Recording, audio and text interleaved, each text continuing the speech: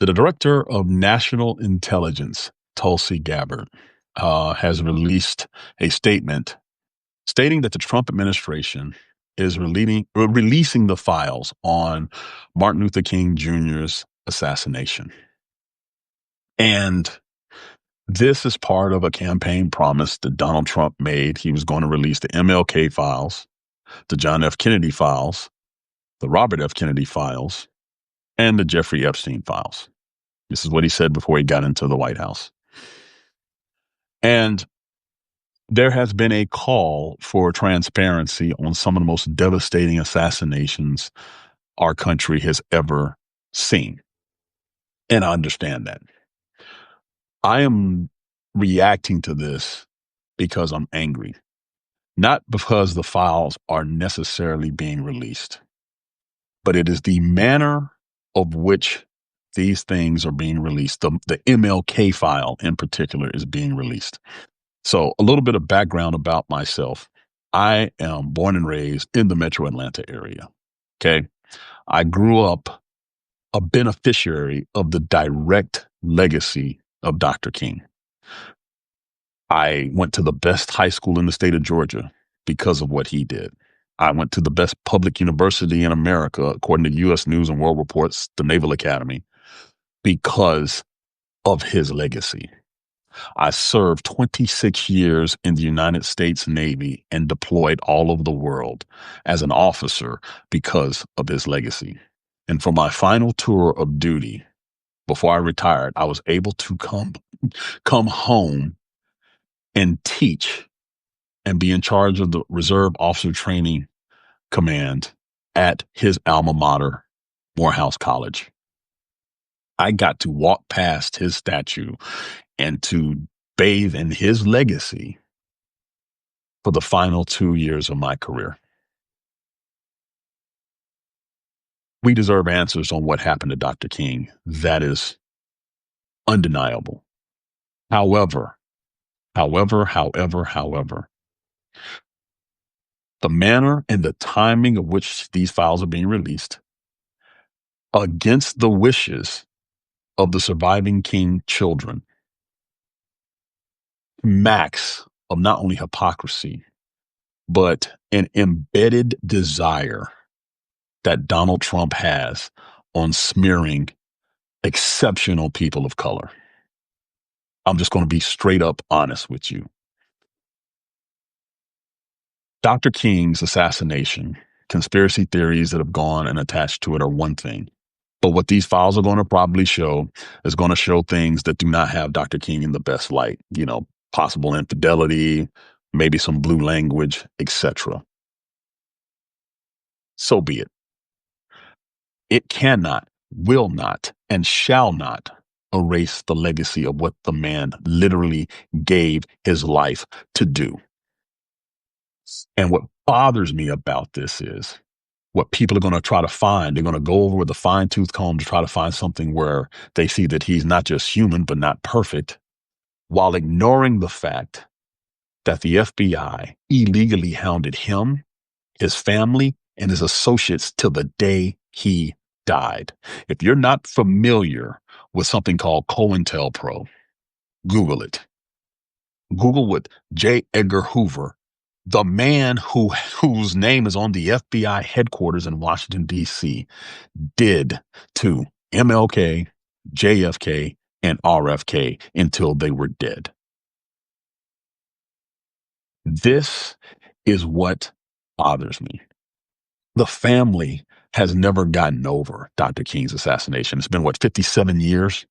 The King kids released a statement today because Trump hates exceptionalism found in the Black and people of color community. I'm flat out saying it. Because here's the deal. King was killed in 1968. Trump and his father were sued for racial discrimination against Black people trying to rent in their building in 1972. Less than 10 years after Dr. King was killed, the discrimination he fought so much to stop was being brought to the forefront by a Trump, by the Trump family.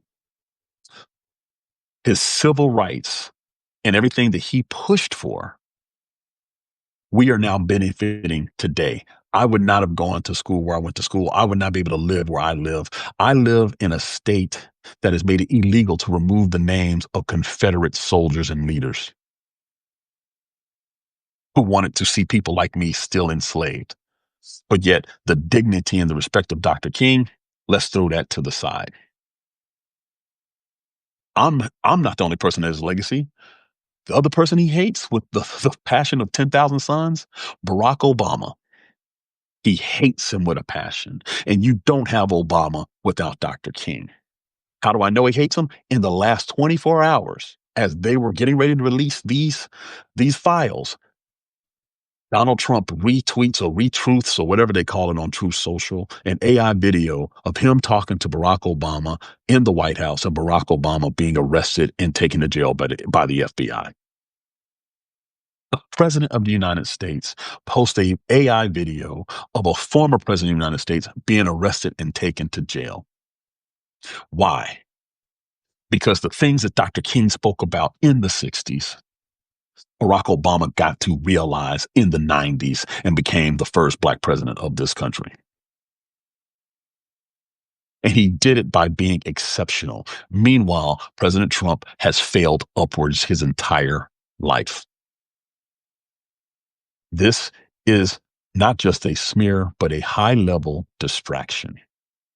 The fact that you can release 250,000 pages of documentation on Dr. King, his assassination, and his life, but you cannot release one name from this Epstein list, which by all accounts that are starting to spill out are now showing that Trump is all over it. It's amazing. It's amazing. There's nothing he's not willing to do to save his own skin, which is the exact opposite of a leader. It's the exact opposite of the legacy that Dr. King himself exemplified. Conspiracy theorists are part of the MAGA base. This is not a secret. But what should bother everybody is this: what he's choosing to release and what he's choosing to hide. That in itself should have everybody concerned. Because I'm just going to leave it here. This is the last thing I'm really going to say about this. You can try as much as you want to. You can try to smear his name. You can try to erase him from history. You can try to defund the museums like the National African American Museum in D.C. You can try to defund those things. You can do everything you want to try to erase his legacy. But that man in his 39 years of life will be spoken about for the next 500 years, as opposed to the man trying to erase his legacy. Once he's gone, hopefully America moves forward. The reason Dr. King's legacy is going to last for generations is because people like me are the living legacy of his sacrifice. And I refuse to sit here idly by and to watch not the release of the files, but why they're released and how they're released and what's not being released. Those are the three things, America, you should ask yourself. Is this what we signed up for? Is this the transparency that we thought we were getting? I find it interesting that they released Dr. King's files first, not the former president of the United States, John F. Kennedy, or the former attorney general of the United States running for president, Robert Kennedy. The amount of effort that this man has tried to do to erase Dr. King and Obama's legacy is legendary. And they'll write about it in history books. But as long as people like me, who look like me, who grew up where I grew up, as long as we're still walking this earth, Dr. King's legacy will be fine.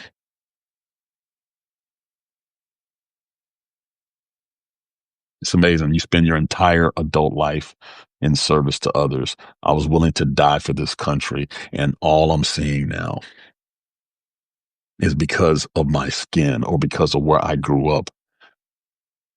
The same battles that Dr. King, Medgar Evers, John Lewis, these people had to fight to give me a chance. We're still fighting. But you know what? Can't stop. Can't stop. I won't stop. The kids that were abused by Epstein deserve better. The people of color who faced down dogs and fire hoses as children deserve better. Dr. King, who knew he was going to die, deserves better. And America, it's up to us to give them better. Thank you for coming to my live stream. I'll be talking more about this in detail live on Anchor Watch tomorrow at noon Eastern Standard Time. But this is low. This is low even for him. Keep fighting, people. Stay alert.